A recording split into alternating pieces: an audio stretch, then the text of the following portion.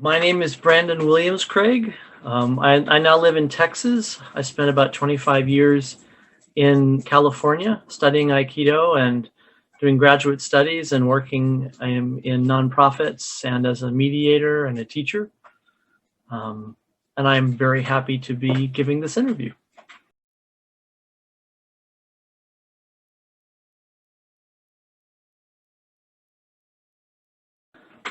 Let's see.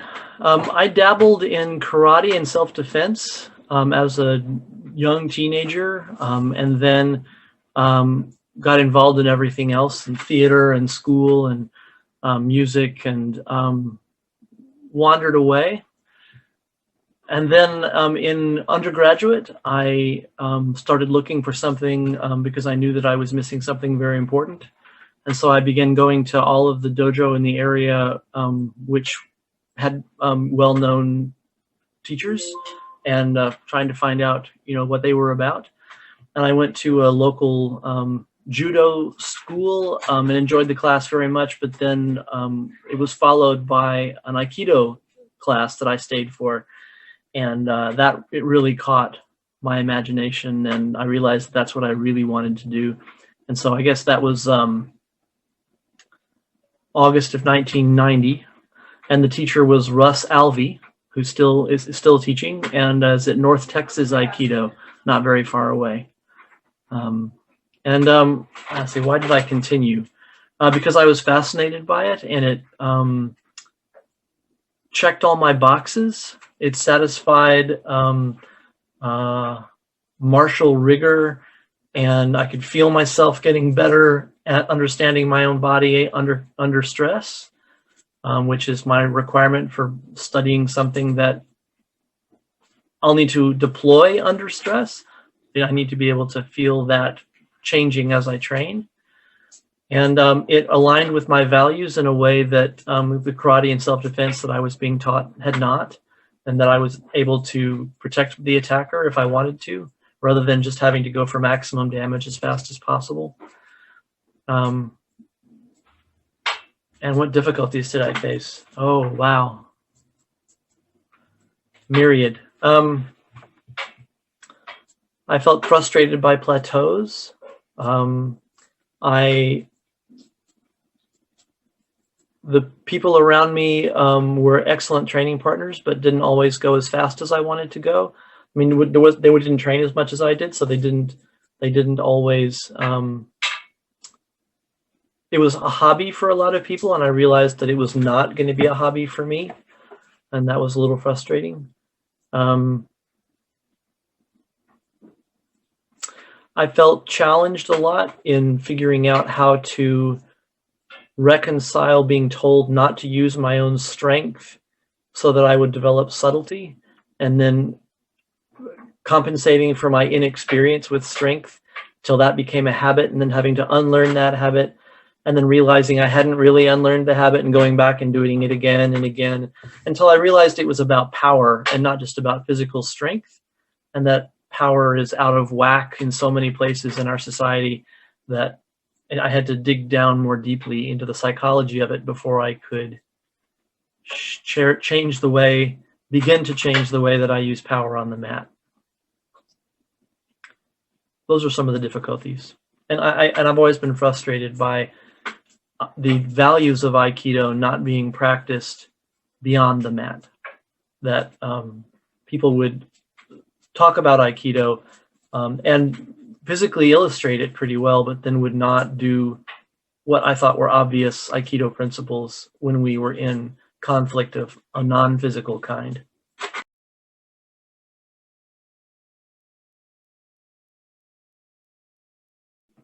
Well, Russ Alvey definitely is a diamond in the rough. He's out in the country here in North Texas, and has a beautiful dojo. If anyone who could train with him, I would recommend that they do so. Kayla Fader is, I think, not only one of the Aikido professionals in the world who manages to conduct herself in such a way that it's clear that Aikido is core to all of the parts of her life. She's also one of the most gifted martial artists.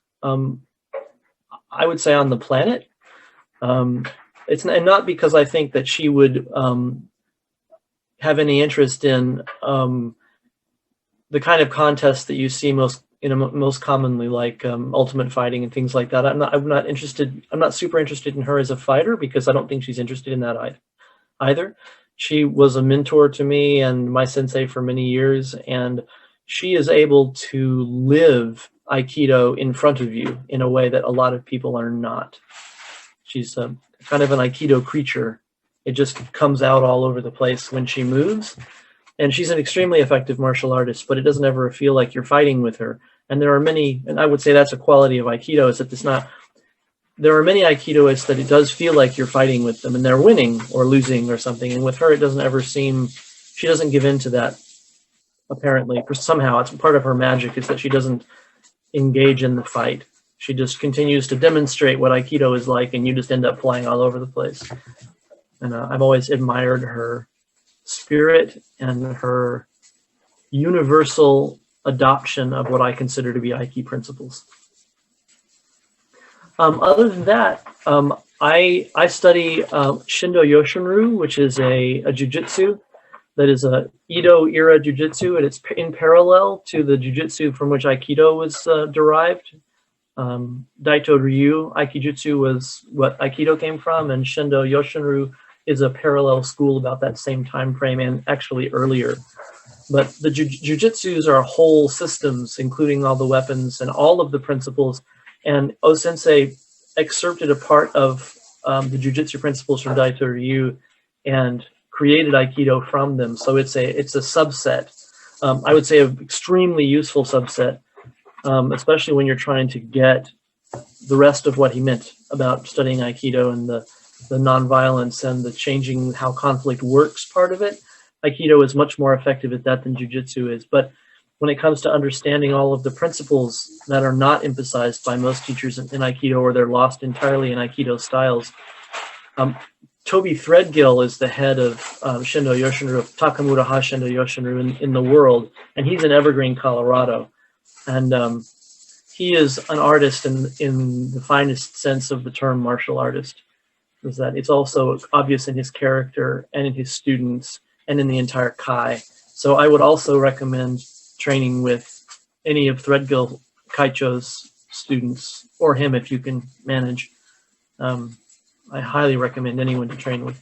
So I guess Russ and Kayla and Toby are the three that, there's so many, but you know, like Northern California is Aikido Mecca. So if you could get any time on the mat with Duran Sensei's students, with I don't know, the list gets too long at that point.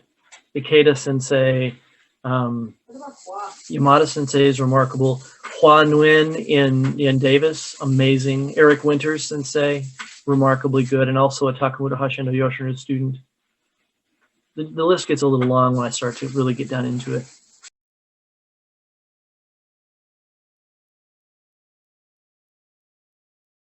By abandoning the generic idea that they will just seep in because I'm an Aikido practitioner, there's a general idea that if you do enough waza on the mat, that the principles will sneak into the rest of your life.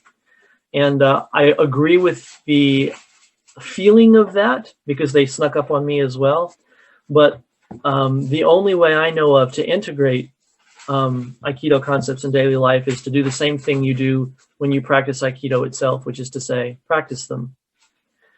So I choose principles that I'm working on, and I derive exercises for myself and my students that involve all of the things that daily life really includes, which is not being grabbed or fighting for most people.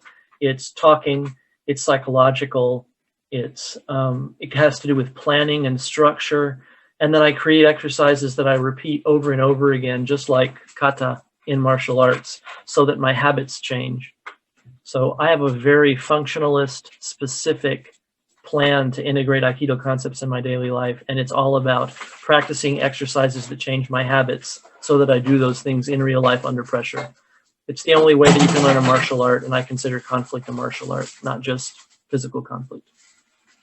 Yeah, I mean, if you wanted to play violin, you wouldn't just listen to music and expect the concepts to sort of soak in, though it's good to listen to music. And if you wanted to really learn what a religious tradition was about, you wouldn't just read the books about it. You would need to go through the rituals of prayer and fasting and dieting and maybe live in a religious community. You have to embody the principles, or they don't take residence in your daily life. That's wishful thinking, and any martial artist knows that. They just don't apply it to this.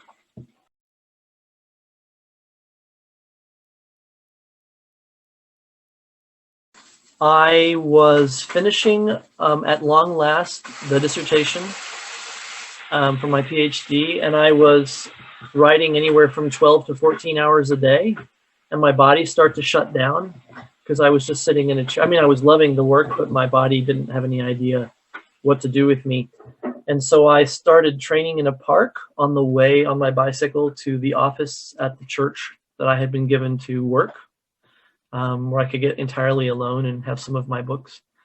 And I just started training in the park every morning on my way, and people started showing up and saying, "Hey, what are you doing?" And it's a pretty typical dojo story.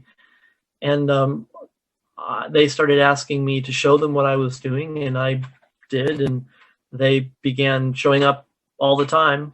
And I kept telling them, "No, I can't really promise anything. The dissertation really has to get done, and this is not really, we're in a park and I can teach you how to roll on the grass and all that sort of thing, but to really get the physical part of it, we need to have mats, and we need to be, that sort of thing. And we need to have some cover because we can't train when it rains." And we ended up training when it rained anyway, and rolling around on the ground and having our outdoor dojo. And then the students more or less decided that we needed an indoor space, and we rented one nearby, and Free Aiki Dojo was born out of all of that.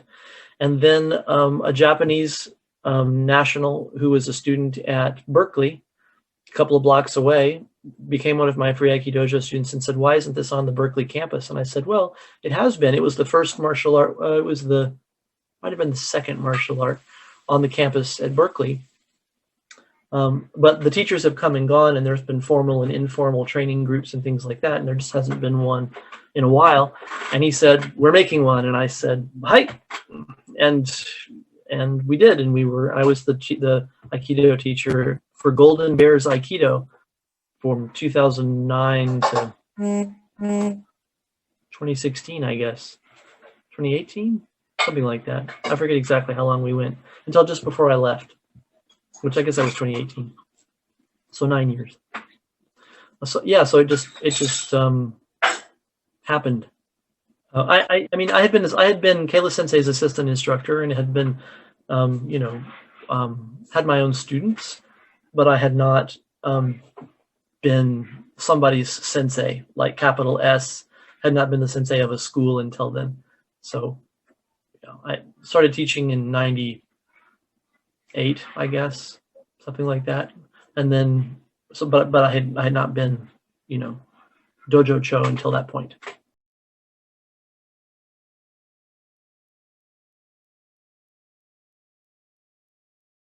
Those are the areas that I studied. My first profession was in the theater, in regional and touring theater, and so, well, actually, my first profession, obviously, like most people, is just to be a student of the liberal arts, and then theater and music, and I was using my graduate degree, my PhD and master's are in psychology, and mythology and literature, and I became a facilitator as soon as in California. I took mediation certifications and became a community mediator, and started a nonprofit and became the leader of that. And leadership is basically facilitation when it's done correctly. So it's the areas in my life that I have pulled into Aikido to make clear how to make your Aikido work. I would use metaphors from other areas, and then I ended up creating exercises that steal directly from the other areas of my life where I've been professional. And so martial nonviolence matured out of that. Like the O-sensei, translated, of course, said that Aiki is not a technique to fight with or defeat an enemy. It is the way to reconcile the world and make human beings one family. And he went on to say that the secret of Aikido is not how you move your feet. It is how you move your mind. And said, I'm not teaching you martial techniques. I'm teaching you nonviolence. And so it occurred to me when I was working through the various forms of nonviolence that had been used in the world that the nonviolent practitioners that I admired the most were martial about their nonviolence. And not as explicitly as O-sensei, but they had a very specific practiced orientation toward conflict. And it was nonviolent because putting the non in front of violence requires that you look at where violence is a part of what you do and decide when and how you use your power. And that power over is often a violent experience. And so it required, to be who I need to be and do what I need to do in the world, I needed to study Aikido, and nothing but that as an Uchideshi. I needed to teach Aikido, and I needed to understand it at a soul level, which is what psychology is about. CK, the beginning of psychology, means soul. And the logos, the way that soul sees itself and sees the world, its operating system, is lived out in the theater. You literally learn how to act. And that involves, it's a somatic experience, which means no separation between body and mind, but an embodiment of someone. So Aikido directly engages the body, the physical, literal body, in conflict. Psychology is the frame of reference, the narrative by which you understand yourself in context. Theater is the way to move directly into practicing being different characters and roles and choosing who you will be. Because on the stage, absolutely everything you do has to be a choice. The director will say, why did you choose that? Because it's explicitly communication, whereas a lot of the time people don't realize that Aikido is communication, or that psychology is communication, that you're giving a message and you're expecting something back, and you're communicating with each other. And then facilitation is just paying attention to the group, the system in which all of this takes place. So it allows you to be an activist, to refrain from doing things, and be conscious of your impact on the group, the world, the nation, things like that. So those are the elements, and they're just combined because they're what I needed to be me, and that's what I decided to study, and they seem to work well together in illustrating each other. They're a language for each other, like mythology is a language for psychology and vice versa. Does that make sense?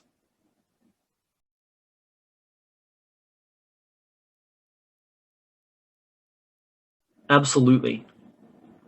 Absolutely, no question about it. Well, I mean, without using the other elements of my studies on the mat, there would be no martial nonviolence, and I don't think that I would have figured out the difficult parts of how to be open to learning the difficult parts rather than just sort of trying not to let them get in my way.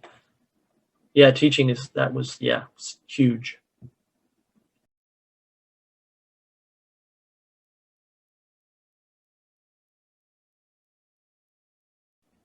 Imagine, I'll tell you the sequence in which things occurred to me, I guess, and then you'll see where they fall in the sequence. So the first innovation that made sense to me, because it helped my students on the mat, was an Aikido 2.0, a next version of Aikido, because Aikido talks a lot about how it develops your character and helps you to make peace in the world and all that, but then doesn't, in most parts, in most dojos, doesn't practice that. You're supposed to just get that. And so the most important thing in my transformation, in my figuring out what part of Aikido is me, was saying, actually, if we want to actually do what O-sensei said, the quote is, in Aikido, we do not train to become powerful. or to throw down some opponent. Rather, we train in hopes of being of some use, however small our role may be, in the task of bringing peace to mankind around the world. And with an absolutely clear mandate from our teacher to go beyond martial techniques to learn nonviolence and to directly apply that to mankind, when I would say humanity around the world. That has to be practiced, and it has to be our explicit goal. We can't just get together and keiko. It doesn't. It's selfish and short-sighted and unhelpful at some point. So Aikido 2.0 in my mind is taking language and putting it in, so you learn the Aikido techniques with the language and the metaphor that will change how you speak to people and how you see yourself in the conflict context, to make all conflict a dojo. And then from Aikido 2.0, martial nonviolence then adds theatrical improv and facilitation. So you have Aikido movement, you have communication, explicit language and the Aikido techniques, and then you have improv and theater, so you get engaged in real life preparation, how you speak, what message you're getting, what you communicate, what it looks like to be seen doing this so that you communicate to people who are watching.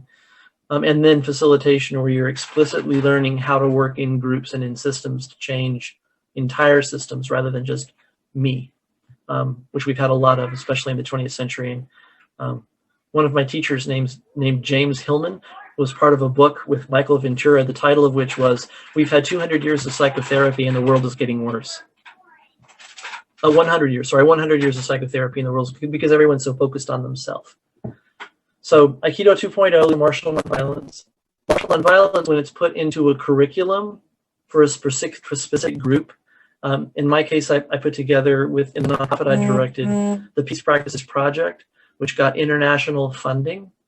And we took it into Montessori schools and private schools and worked with the staff and the parents and the children. And it was lovely and gave us lots of evidence about how effective this is.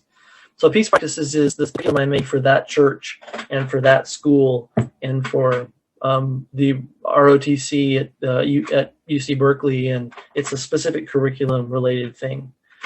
And then conflict done well is the process writ large, especially as it's put into systems, like into enterprise at the business level, into working teams, into municipal governments, into things like that. I've never actually worked in a municipal government, just with individuals who were part of the elected structure. So I've never gotten to work with a whole government yet, but working on that. So it's a sequence of what's added when and what does this apply to. And I would say the work has been very well received by the individuals who know about it. And I would like more chances for it to be received by a wider audience and people who will really want to study it. And this is the point at which I get to say thank you so much for asking and for suggesting the interview and all that. It means a lot to me, and I appreciate you asking. So if Aikido 2.0 is related to dojos and adding language to physical technique, then martial nonviolence is very broad in that it refers to all conflict, and in order to engage adds theater skills, mostly improv and facilitation.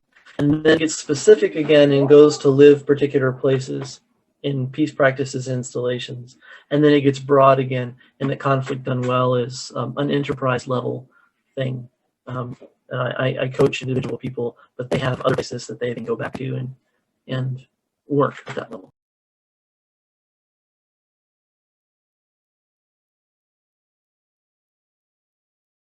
Please feel free to visit my URLs, conflictunwell.com, peacepractices.org, martialnonviolence.com.